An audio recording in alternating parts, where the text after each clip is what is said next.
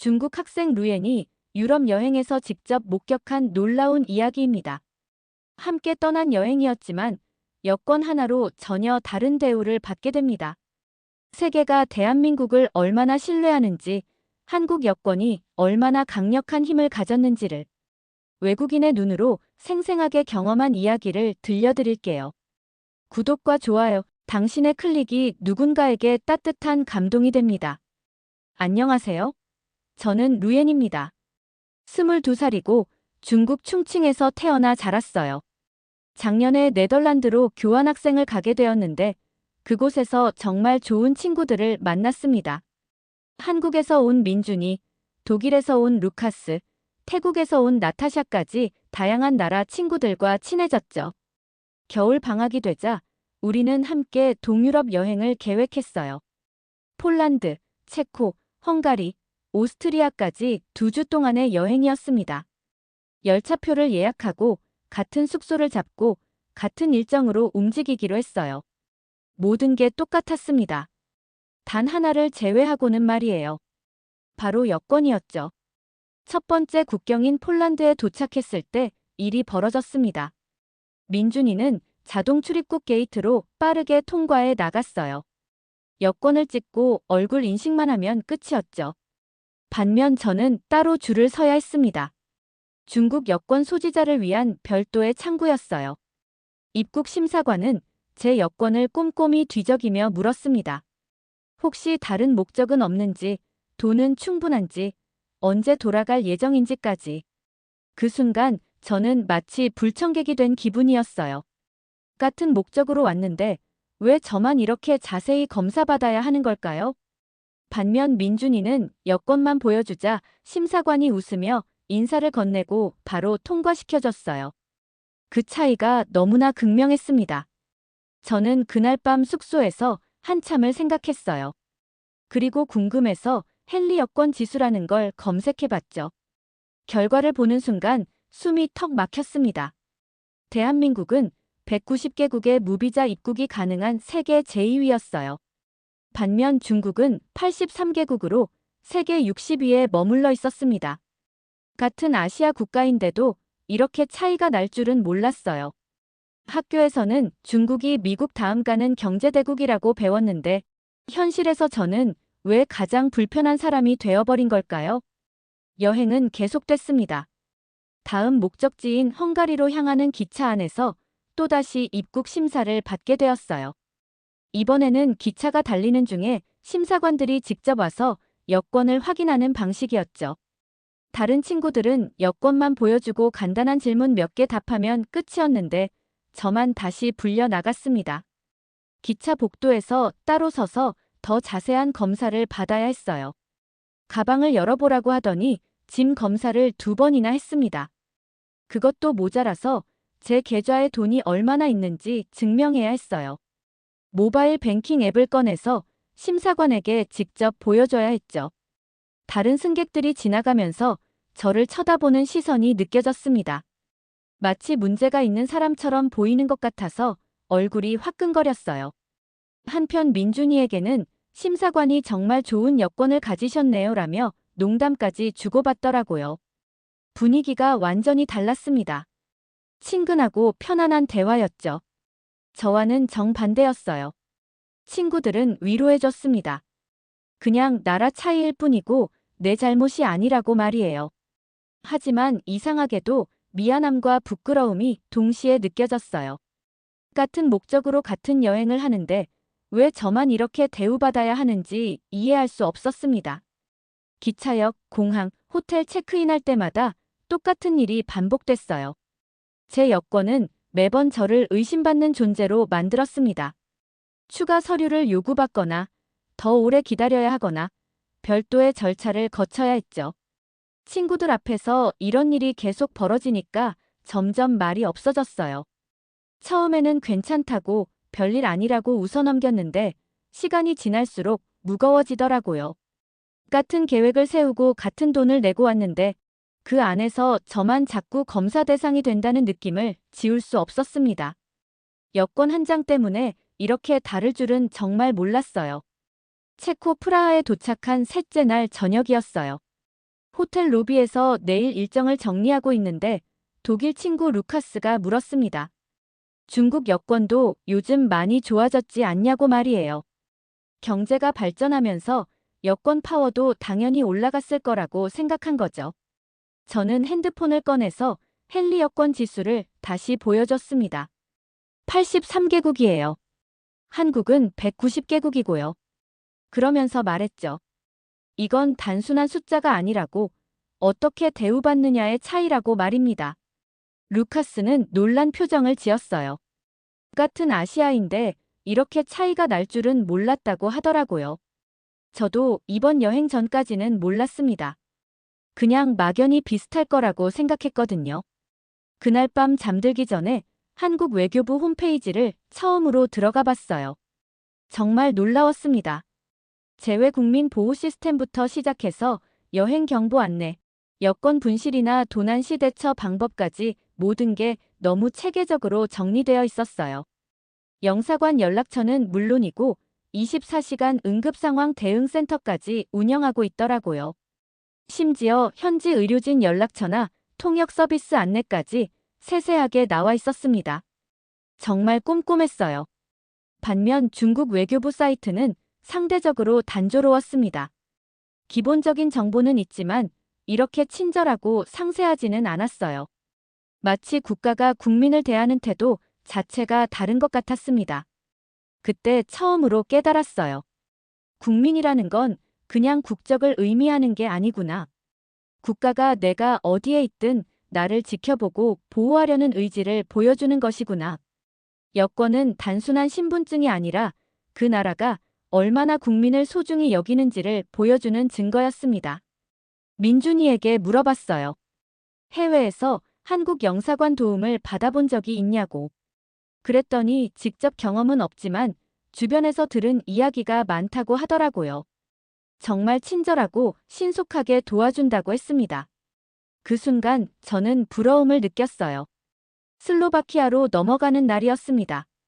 우리는 아침 7시 버스를 타고 브라티슬라바로 향했어요. 국경에서 또다시 입국 심사를 받게 되었는데 이번에도 예상대로 저만 따로 불렸습니다. 입국 심사관은 제 여권을 보더니 이렇게 말했어요.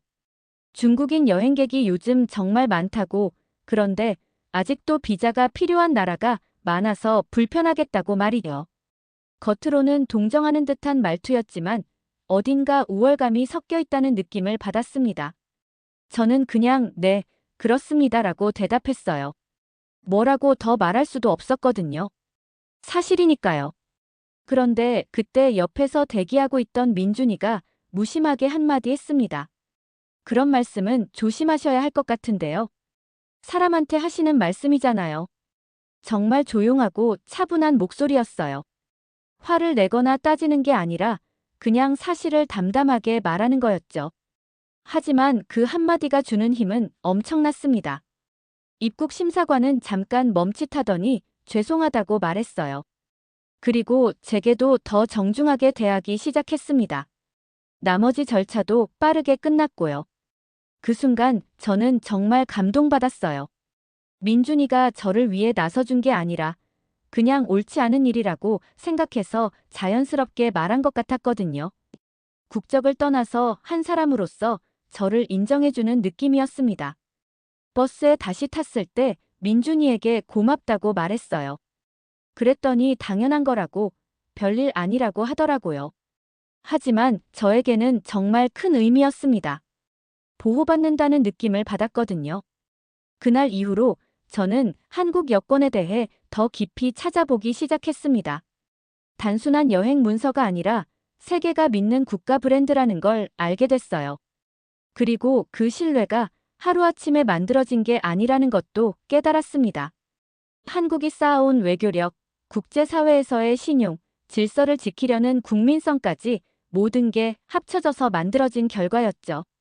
그제서야 왜 한국 여권이 이렇게 강한 파워를 갖게 되었는지 이해할 수 있었습니다. 오스트리아 빈에서의 마지막 밤이었습니다. 호텔 근처 카페에서 친구들과 함께 이번 여행을 정리하는 시간을 가졌어요. 각자 가장 기억에 남는 순간들을 나누고 있었죠. 저는 민준이에게 솔직하게 털어놨습니다. 너희 나라 여권은 정말 특별한 것 같다고, 그냥 여행용 문서가 아니라 진짜 존중받는 증명서 같다고 말이에요. 어디를 가든 사람들이 한국이라고 하면 표정부터 달라진다고 했죠. 민준이는 처음에는 별로 실감하지 못하는 것 같았어요. 자기에게는 너무 당연한 일이었거든요. 하지만 이번 여행을 통해서 제가 겪은 일들을 자세히 들려주니까 놀라더라고요. 같은 여행인데 이렇게 다를 줄은 몰랐다고 했습니다. 네덜란드로 돌아가는 기차 안에서 저는 결심했어요. 한국어를 제대로 배워보자고 말이에요.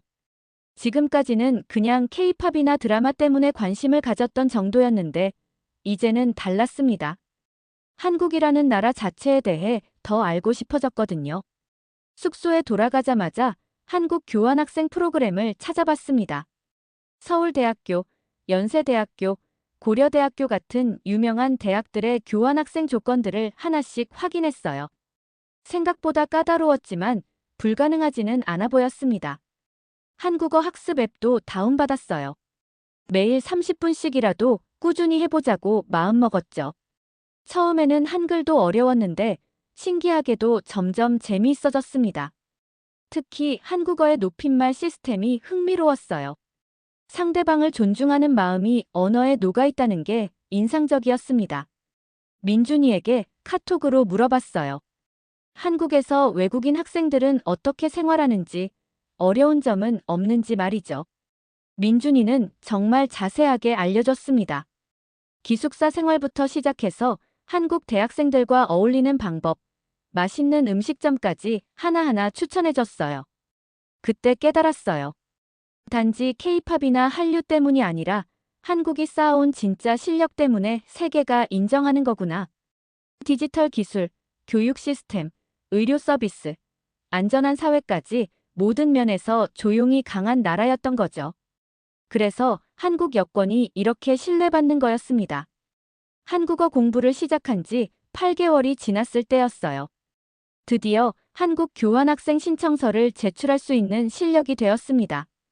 토픽 시험도 4급을 받았고 자기소개서도 한국어로 작성했죠. 2025년 봄 상하이에 있는 한국 영사관을 찾아갔습니다. 비자 신청을 위해서였어요. 영사관 건물 앞에 서니까 가슴이 두근거렸습니다. 새로운 인생을 시작하는 첫걸음 같은 기분이었거든요. 창구 직원이 물었어요.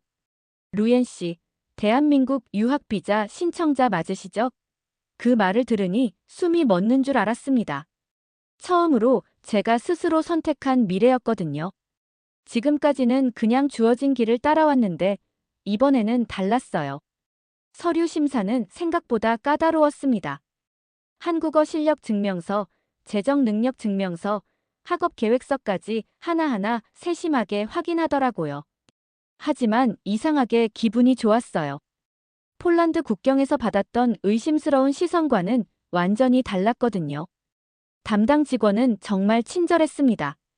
한국 생활에 대해서도 자세히 설명해주고 유학 생활에 필요한 정보들도 알려줬어요.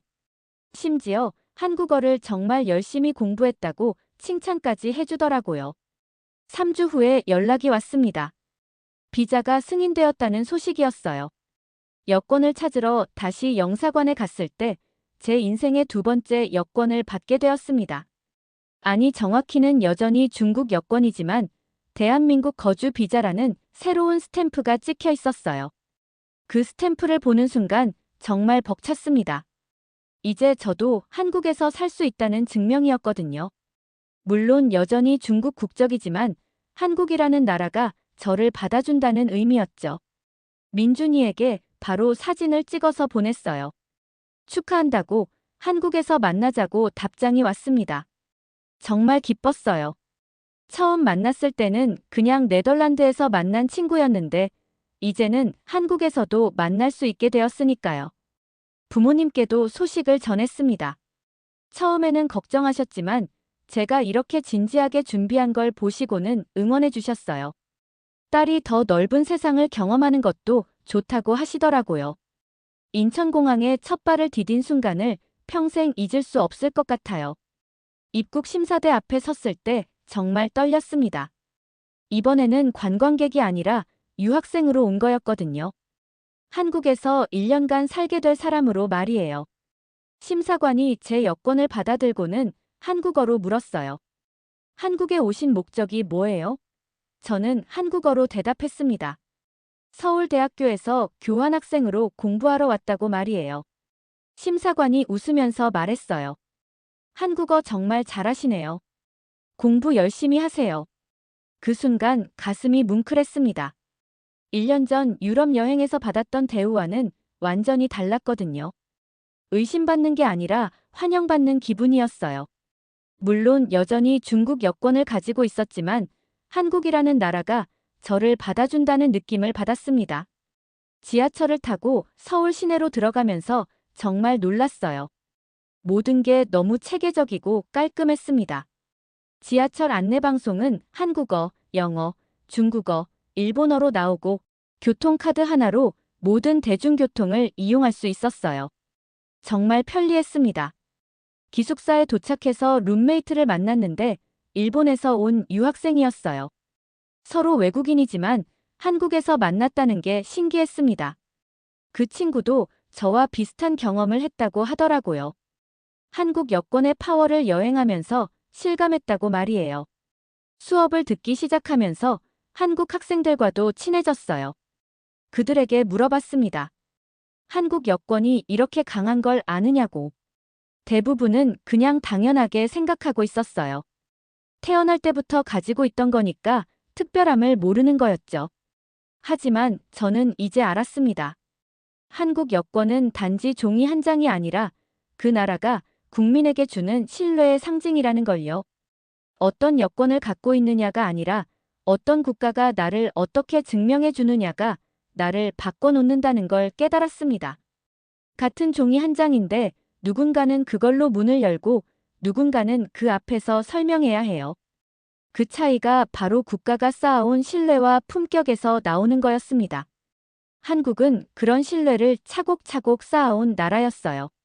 서울에 도착한 첫날부터 놀라는 일의 연속이었습니다. 인천공항에서부터 시작됐어요. 입국 절차가 정말 빠르고 체계적이었거든요. 한국 거주 비자가 있는 저에게도 친절하게 안내해주고 필요한 정보들을 상세히 알려줬습니다. 지하철을 타고 대학교로 향하는 길에서도 감탄했어요. 모든 안내가 한국어, 영어, 중국어, 일본어로 나와 있었고 길 찾기도 어렵지 않았습니다. 특히 밤늦은 시간에도 안전하다는 느낌을 받았어요. 여자 혼자서도 전혀 무섭지 않았거든요. 기숙사에서 룸메이트를 만났는데 한국 학생이었어요. 지은이라는 친구였는데 정말 따뜻하게 맞아줬습니다. 한국 생활에 필요한 것들을 하나하나 알려주고 함께 마트에 가서 생필품도 사줬어요. 며칠 지내면서 한국 사회의 시스템에 계속 놀랐습니다. 은행 업무를 보러 갔는데 외국인을 위한 서비스가 정말 잘 되어 있었어요. 통역 서비스는 물론이고 필요한 서류들도 영어와 중국어로 준비되어 있었죠. 병원에 갈 일이 있었는데 의료진의 전문성과 친절함에 또 한 번 감탄했습니다. 외국인이라고 해서 차별받는 느낌이 전혀 없었어요. 오히려 더 세심하게 챙겨주는 것 같았습니다. 그때 깨달았어요. 한국 여권이 세계에서 신뢰받는 이유를 말이에요. 이 나라 자체가 시스템이 잘 갖춰져 있고 외국인에 대한 배려도 깊으니까 한국 사람들도 그만큼 신뢰받는 거구나 싶었습니다. 어느 날 지은이와 함께 명동을 구경하러 갔어요. 그곳에서 외국인 관광객들을 많이 봤는데 모두들 한국에 대해 긍정적으로 이야기하고 있었습니다. 안전하고 친절하고 음식도 맛있다고 말이죠. 한국 친구들과 어울리면서 더욱 확신하게 됐습니다. 이들이 가진 교육받은 시민의식, 질서를 지키려는 마음, 타인을 배려하는 문화까지 모든 게 합쳐져서 국가 이미지를 만든다는 걸 말이에요. 민준이와도 서울에서 다시 만났어요. 한국에 와서 느낀 점들을 이야기해 주니까 정말 기뻐하더라고요. 자기 나라를 좋아해줘서 고맙다고 했습니다. 그런데 저는 오히려 더 고마웠어요. 이런 좋은 나라를 경험할 기회를 준 거잖아요. 서울에서 생활한 지 6개월이 지났습니다. 어느 날 지은이와 함께 인사동을 구경하다가 작은 카페에 앉아 이야기를 나누고 있었어요. 그때 문득 폴란드 국경에서 겪었던 일이 떠올랐습니다. 그 얘기를 지은이에게 해주니까 정말 놀라더라고요. 한국 사람들은 해외여행 갈 때 그런 경험을 거의 안 해봐서 잘 모른다고 했습니다. 당연하게 생각했던 게 사실은 정말 특별한 혜택이었던 거죠. 저는 이제 알겠어요. 여권이 단순한 여행 서류가 아니라는 걸 말이에요. 세상이 나를 어떻게 바라보는지를 보여주는 거울 같은 존재라는 걸 깨달았습니다. 같은 종이 한 장인데 어떤 나라 것이냐에 따라 누군가는 그걸로 문을 열고 누군가는 그 앞에서 한참 설명해야 하죠. 한국에서 지내면서 정말 많은 걸 배웠습니다. 이 나라가 어떻게 지금의 신뢰를 쌓아왔는지도 알게 됐어요. 하루아침에 이뤄진 게 아니라 수십 년간 국제사회에서 약속을 지키고 질서를 지키고 다른 나라들과 좋은 관계를 유지해온 결과였던 거예요. 대학교에서 한국 근현대사 수업을 들으면서 더욱 감탄했습니다. 불과 70년 전만 해도 세계에서 가장 가난한 나라 중 하나였는데 지금은 세계 10위권 경제대국이 되었잖아요. 그 과정에서 교육에 투자하고 기술을 발전시키고 문화를 키운 결과가 지금의 한국인 거죠. 요즘 저는 한국어도 많이 늘었고 한국 친구들과도 자연스럽게 어울리고 있어요. 가끔 중국 친구들이 와서 한국 여행을 할 때 가이드 역할을 해주기도 합니다. 그럴 때마다 제가 처음 느꼈던 그 감동을 다시 경험하게 돼요. 지난주에는 부모님이 한국에 다녀가셨어요. 처음에는 걱정하셨지만 직접 와보시니까 정말 좋아하시더라고요. 깨끗하고 안전하고 사람들도 친절하다고 하셨습니다. 딸이 좋은 나라에서 공부하고 있다고 안심하셨어요. 이제 저도 언젠가는 이런 신뢰받는 존재가 되고 싶다는 생각을 합니다. 어떤 여건을 갖고 있느냐가 아니라 어떤 사람이 되느냐가 더 중요하다는 것도 배웠어요. 한국에서 만난 사람들처럼 정직하고 성실하고 타인을 배려하는 사람이 되고 싶습니다. 폴란드 국경에서 시작된 작은 깨달음이 제 인생을 완전히 바꿔놓았어요. 종이 한 장 때문에 달라지는 세상의 시선을 경험했지만 결국 그 종이 한 장 뒤에는 그 나라와 국민들이 쌓아온 신뢰가 있다는 걸 알게 됐습니다. 루엔의 이야기는 여기까지입니다. 여권 하나가 보여준 현실 우리에게 당연했던 것들이 사실은 얼마나 소중하고 자랑스러운 것인지 다시 한번 깨닫게 되는 이야기였습니다. 오늘 이야기 마음에 드셨다면 좋아요와 구독 부탁드려요. 여러분의 응원이 다음 이야기를 이어가게 합니다. 감사합니다.